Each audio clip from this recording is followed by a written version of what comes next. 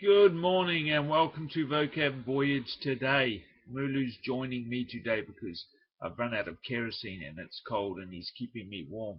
Good boy, Mulu. Okay, Ukraine. We haven't talked about Ukraine for a while. 3 stories today, like always. First story, Ukraine army. It's broke, it's corrupt. Families are buying equipment for the troops.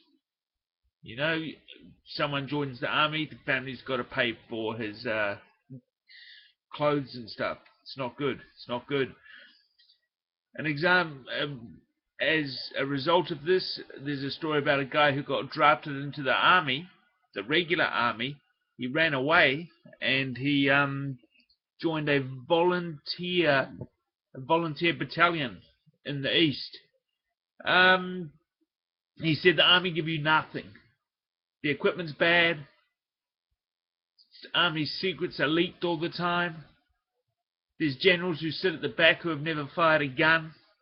So the UK is sending people to help train the army. 35 people.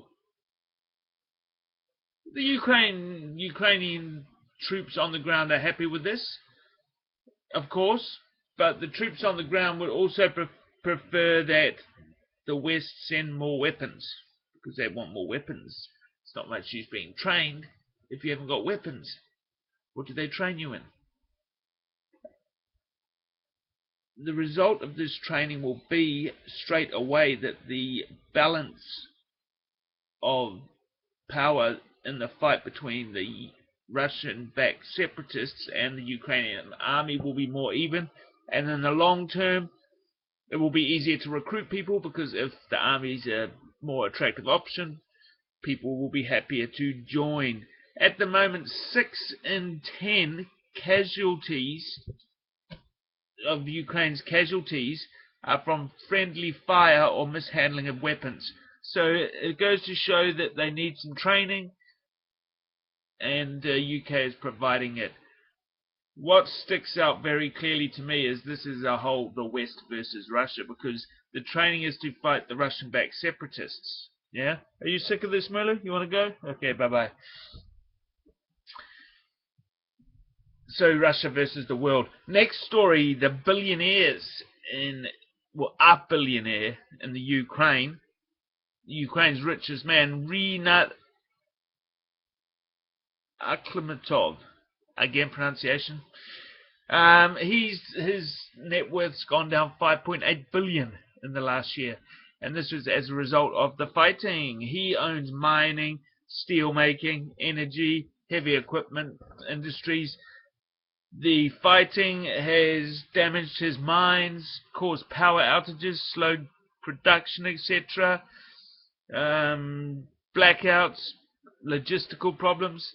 So he's lost 5.8 billion, but he's still worth a whole bunch of money. And there's a number of oligarchs, they call them, in the Ukraine like this. And that leads into our next story nicely. The inequality and the corruption in Ukraine. It's one of the reasons for the first revolution. It was always rumored that Viktor Yanukovych, the previous president, he had a golden toilet. That was the story. So when the revolutionaries overthrew him and went into his palace, they swore upstairs looking for this golden toilet. They didn't find a golden toilet. There never was a golden toilet. There was, however, a golden loaf of bread that Yanukovych had been given by someone. It was in a nice wooden case. Solid gold, 2-kilogram loaf of bread. So this loaf of bread was taken and stored somewhere, and it became a bit of an icon of the fight. Before I go into the loaf of bread being an icon of the fight, I'll just run off a list of some of the things they found in Yanukovych's palace. A stuffed lion, a golf course, a private zoo, and a floating restaurant in the shape of a pirate ship. Army hearties. So, back to the golden loaf. The golden loaf became a symbol symbol of the fight against corruption. There were key rings made out of golden loaf key rings, golden loaf fridge magnets. Remember the corruption. It was all about that. Unfortunately, now the golden loaf, the actual real golden loaf, has been stolen. No one knows where it is, and this is seen as a sign of the corruption in Ukraine that won't go away. The new president,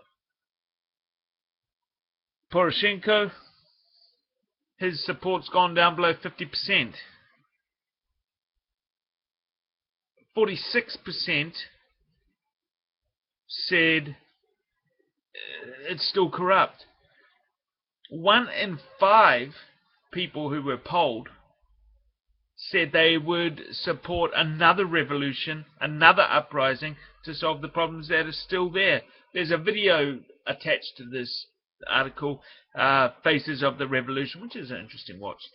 Main problems are Poroshenko won't crack down on the oligarchs and corruption, oligarch rich guys. The oligarchs, they support him financially and everything. So if he doesn't look after them, they won't support him. He'll be out. Sounds like Shinzo Abe, Japanese government, and the old people in Japan, which is why decisions are all made for the old people. Young people, get out there and vote, man. Change things. Yeah. Okay. Bye for now.